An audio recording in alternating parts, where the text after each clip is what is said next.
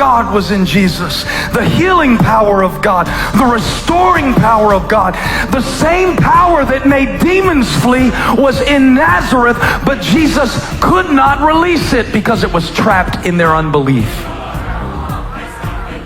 And there's one thing that even Jesus can't do. One thing that even the Son of God can't do. Even Jesus cannot override your unbelief.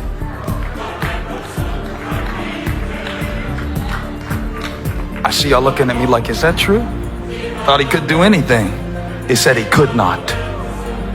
He wanted to, he was prepared to, he was able to, and he couldn't. The power of God was in Nazareth, but it was trapped in their perspective. God is not in the condemning business, he's in the restoration business. So here's the big question. Are there many paths to get to the one God? Well, I believe, Oprah, that Jesus is the way to the one God. But I believe there are many paths to Jesus.